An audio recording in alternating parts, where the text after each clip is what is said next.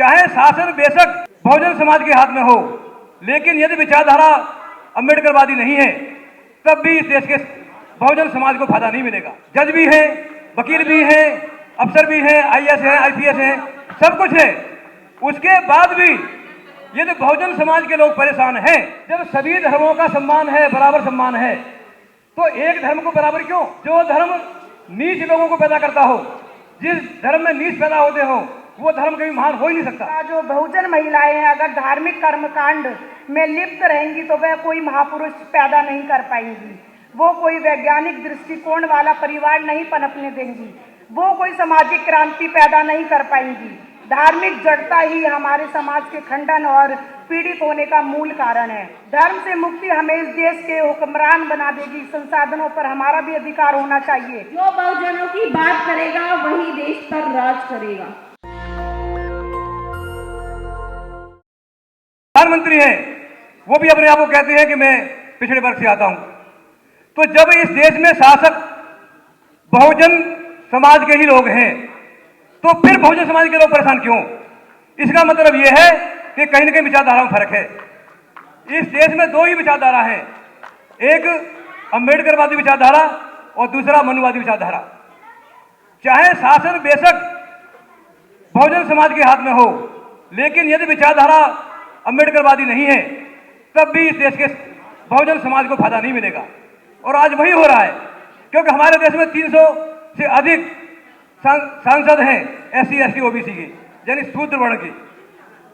हजारों की संख्या में एमएलए हैं, काफी जज भी हैं, वकील भी हैं, अफसर भी हैं, आईएएस हैं, आईपीएस हैं, सब कुछ है।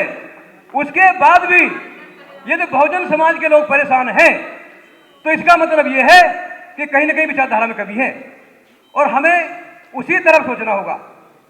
जब तक बहुजन समाज के लोग अम्बेडकरवादी विचारधारा के लोगों का शासन नहीं लाएंगे तब तक परेशान होते रहेंगे। और आज जरूरत है इस तरह के आयोजनों के द्वारा इस देश के शासकों को यह बता देने की कि जो भी शासक बनेगा उसे भारत में अम्बेडकरवादी विचारधारा को लागू करना पड़ेगा, तभी शासन चल पाएगा। और यदि अम्बेडकरवादी विचारधारा लागू नहीं होता है तो वो शासक हमारे किसी काम का नहीं है। आज वही हो रहा है। इस देश में धर्मनिरपेक्ष शासक है, धर्मनिरपेक्ष शासन है, लेकिन क्या है, रामराज की बात हो रही है। क्यों? हिंदू राज की बात हो रही है। क्यों? जब सभी धर्मों का सम्मान है, बराबर सम्मान है, तो एक धर्म को बराबर क्यों? और फिर जिस धर्म में जो धर्म नीच लोगों को पैदा करता हो, जिस धर्म में नीच पैदा होते हो, वो धर्म कभी महान हो ही नहीं सकता। तो हमें तो जो बाबा साहब का दिया हुआ बौद्ध धर्म है उसकी तरफ ध्यान देना चाहिए। और जब तक हम लोग बौद्ध धर्म को बढ़ावा नहीं देंगे तब तक परेशान होते रहेंगे। तो आज जरूरत इस बात की है कि हम लोग विचार करें। और मानव काशीराम जो कहा करते थे कि जब तक हम अपना शासन इस देश में स्थापित नहीं करेंगे तब तक हम कमजोर रहेंगे। ऐसा नहीं है कि जो 10% लोग हैं वो ज्यादा अकलमंद हैं, लेकिन कहीं ना कहीं हमारी नासमझदारी का फायदा उठा रहे हैं, हमारे लोगों को तोड़ रहे हैं। जैसा कि आपने बिहार में देखा, बिहार में ही नहीं बल्कि सारे राज्यों में जो भी अम्बेडकरवादी विचारधारा में लोग आते हैं उनको तोड़ा जाता है। तो आज हमारा यह कर्तव्य बनता है कि हम सभी लोग मिलकर के ग्राम लेवल पर गांव तक जाएं और लोगों को समझाएं। दूसरी बात मैं ये कहना चाहूंगा कि यहां लोकशाही को खत्म किस तरह से किया जा रहा है। पहले बैलेट बॉक्स के द्वारा चुनाव हुआ करते थे, लेकिन अब ईवीएम ले आए। मैं एक बात कहना चाहता हूं कि हम सैटेलाइट भेजते हैं, वैज्ञानिक सैटेलाइट भेजते हैं अंतरिक्ष में, और उसका रिमोट कहां से होता है? सैटेलाइट लैब से, जमीन से होता है। तो जब जमीन से हम अंतरिक्ष में कंट्रोल कर सकते हैं सैटेलाइट को, तो क्या ईवीएम को हम ये तो जमीन की जमीन पर ही है, क्या ईवीएम कंट्रोल नहीं किया जा सकता? ईवीएम कंट्रोल है। दूसरी बात मैं कहना चाहूंगा कि आज कांग्रेस न्याय यात्रा निकाल रही है।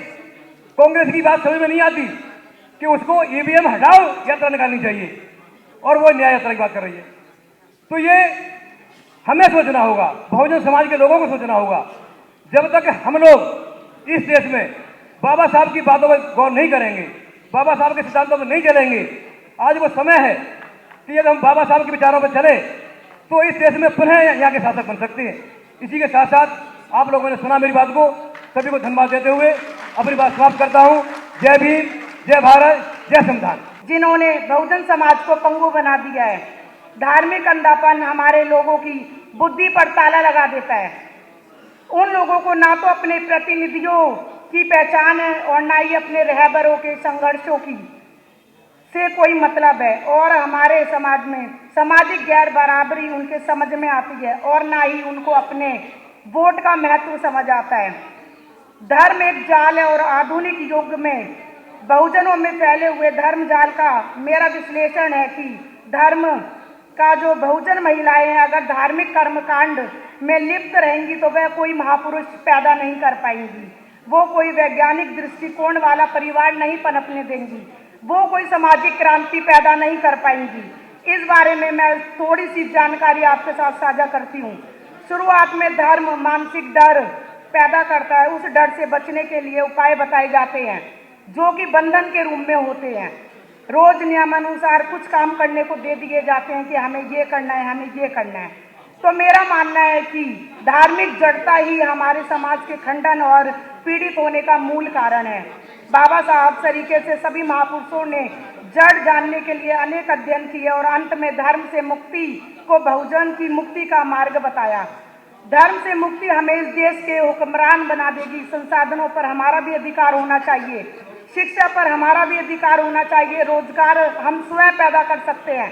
हम कमेरी कौम हैं, हमने देश खड़ा किया है, हम दस्तकार हैं, हम शिल्पकार हैं, हम मूर्तिकार हैं, हमें चरित्र निर्माण की मिसाल दे चुके हैं, हम बलिदान की मिसाल दे चुके हैं।